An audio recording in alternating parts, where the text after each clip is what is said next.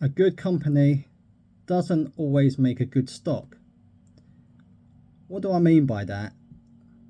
Well, basically, there's a misconception that just because a company has good fundamentals, you might like their story, the company might make good profit, whatever the reason might be, it doesn't mean that the stock is just going to keep going up and up. There will obviously be pullbacks and sell-offs on the way.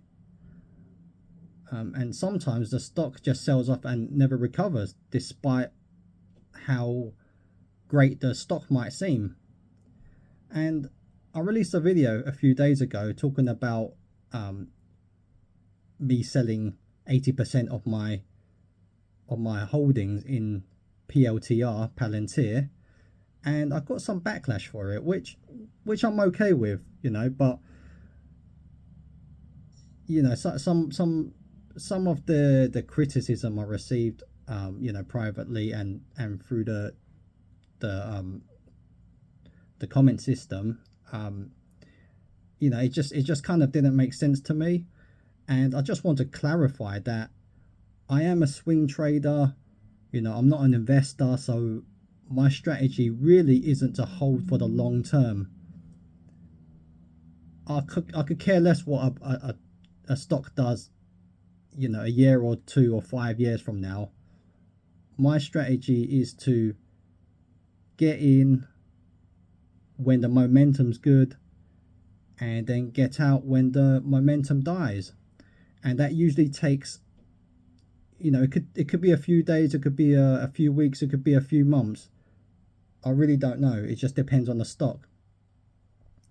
And I think there's sort of like a cult following with some stocks, especially with PLTR at the moment, where if you even mention anything like selling the stock or anything negative about the stock, you're going to get a lot of backlash from people who are long-term holders or people that have bought at current prices, bag holders, whatever. So it's just funny to me because a lot of meme stocks have these have a cult following, and a lot of other stocks, so I mean, it is what it is. But yeah, I just wanted to clarify that I am a swing trader, and also it's, how many times throughout history have we seen great companies sell off and never recover? And on the flip side, we see companies with bad fundamentals, they go on to make some of the biggest moves. So no one really knows. I'm not saying that Palantir will sell off and never recover. At the moment, it's selling off, just as I thought it could do. I said in my last video it could gap up on Monday, and that's what it's done. And it could also sell off, and now it's selling off. How deep the sell-off will be, no one knows. And yeah, I mean, it's just not my style to average down and to buy dips, because you never know how low a stock could fall, and investors and traders have gone bankrupt trying to time the bottom. It's just not my style. I mean, hopefully PLTR doesn't do that. I was going to say I have a holding in them still, but my stop loss literally got taken out about an hour or so ago, so I'm completely out of that. But that's okay. I took my profits and I ran. So yeah. And if you're in it for the long haul, that's fine. If you really believe in the company and you believe it's going to go to 100, 200, I mean, it could very well do. No one knows.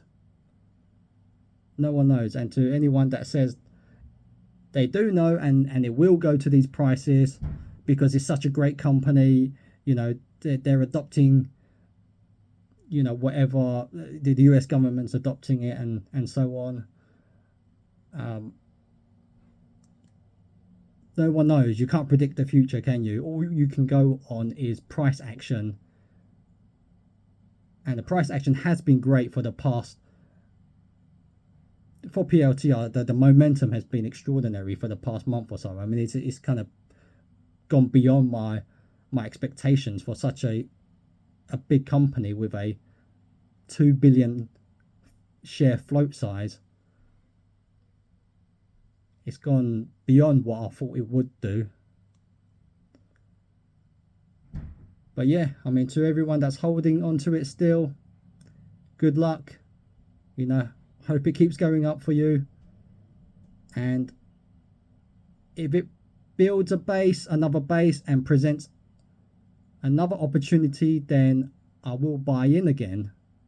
As of now, it is a bit overextended, and a pullback and some consolidation is well overdue, in my opinion.